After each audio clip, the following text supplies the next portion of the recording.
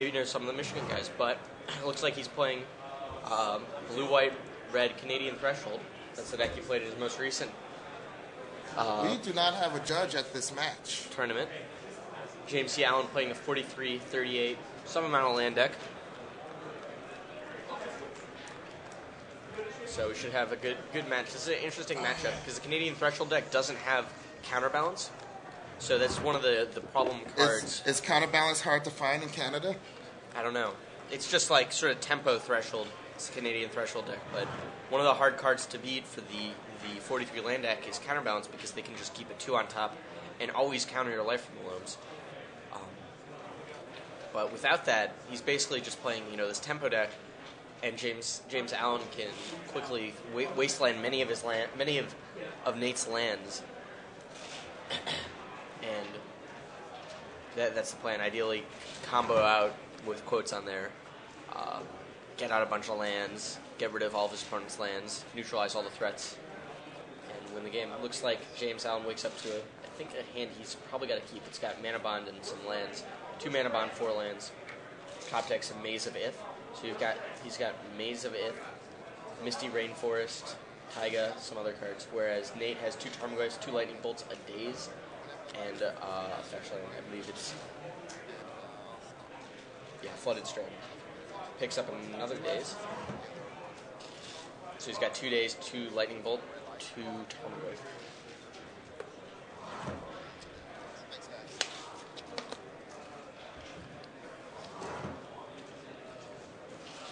And so Nate goes ahead, cracks the other polluted delta. Looks like he's going to cast a Tarmogoyf this turn, holding back up double Daze. I'm not too sure why James didn't cast Mana Bond in the last turn. He's got 2 of them in his hand. The only thing he's really afraid of is Force of Will, which is going to get it anyway. And if it's a Daze, then I don't know. I guess he could cast this turn. It's probably about the same. A little slower start though. The awesome thing about Legacy, and actually, who was it that made this? We're talking to Brad Nelson, I believe, in maybe St. Louis, where it was like one of his first Legacy tournaments, and he explained how on the first turn he made 3 misplays. Sure. Because he played the wrong land, pitched the wrong card to Force of Will, and fetched the wrong land with his fetch land, all in one turn. So Legacy is definitely a fast format, and you actually need to be extremely careful from even turn 1 the things that you want to do, especially when you're dealing with your deck having very limited and specific dual lands, and your opponent can have a wasteland. 1 wasteland and half your deck could be uncastable. Yep. And all the decks are like 2-3 colors, so. There's the Mana Bond from James Allen. I'm pretty sure it's going to get double dazed here. That card's pretty important in this matchup. Although that's going to set Nate back pretty far. Especially because James Allen is going to probably Mana Bond again next turn and get a bunch of lands to play. One of which is going to be a Maze of Ith to neutralize the Tarmogoyf. So that Mana Bond got dazed? Yeah, double dazed.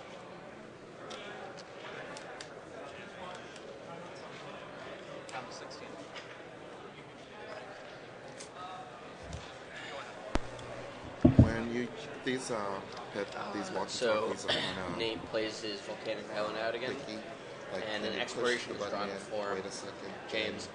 Say the names and the lines. I think the play here is for James is to. He's going to play Exploration. Okay. Play another land, maybe play Mana Bond. Test the waters to see the speaker from the if it's okay to play his Mana Bond.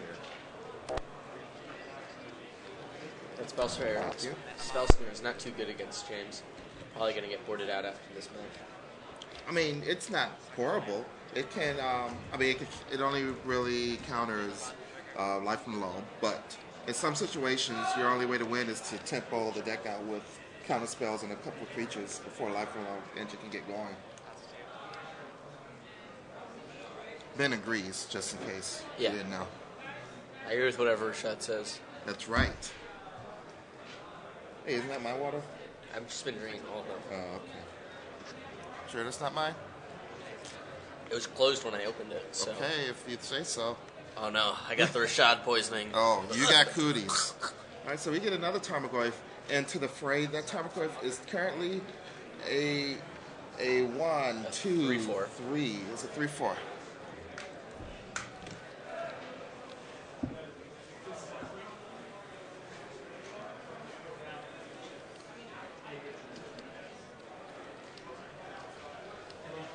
Verdant Catacombs gets sacked for James at end of turn. And looks like James is going to untap and draw. Ooh, Rashad Port. That's pretty good. Tell me about Rashad Port, Rashad. Well, is it your port? I have a port.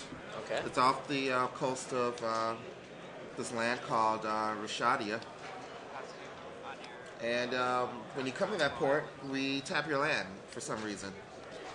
It's weird. Yeah, it's kind of odd. But Rashad Port, spelled R-I-S-H-A-D-A-N Port, allows you to pay a colorless and tap the Rashad Port to tap target land. James really wants Life from the Loam here, but he's able to only take 3 here with his Maze of It, if he so chooses. I think that's his play. It's a 3-4.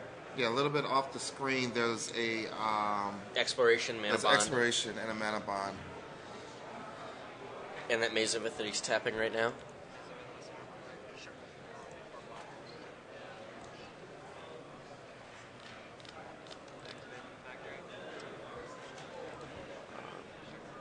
Looks like James. Lightning Bolt? Yeah, James activated his Mishra's Factory. It's going to get lightning bolted.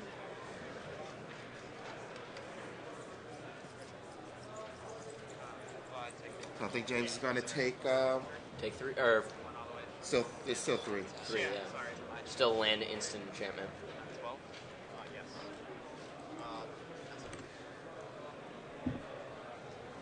James is only at 12 life.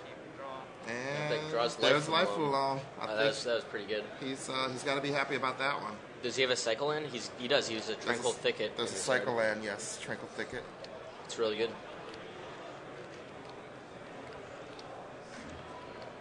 I think he just goes and in essence draws a bunch of cards this turn.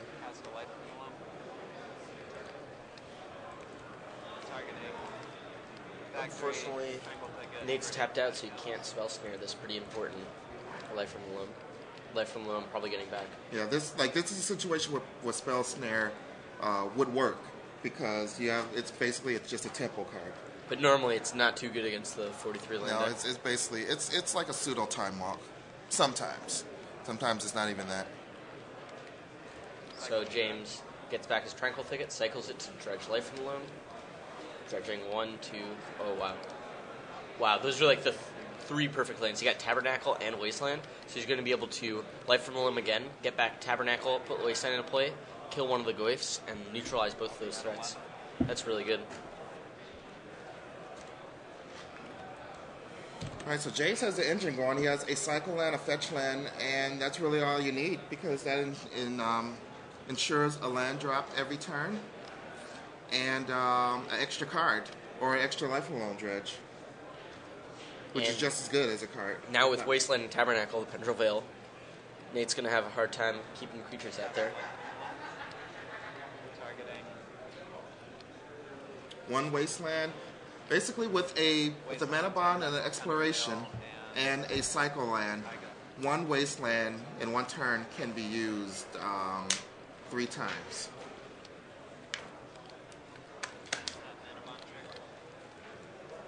And here at end of turn, uses Mana Bond to put all his lands into play.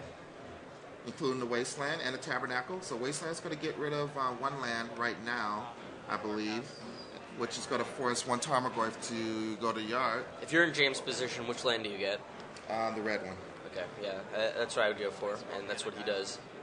Cuts off that lightning bolt in Nate's hand.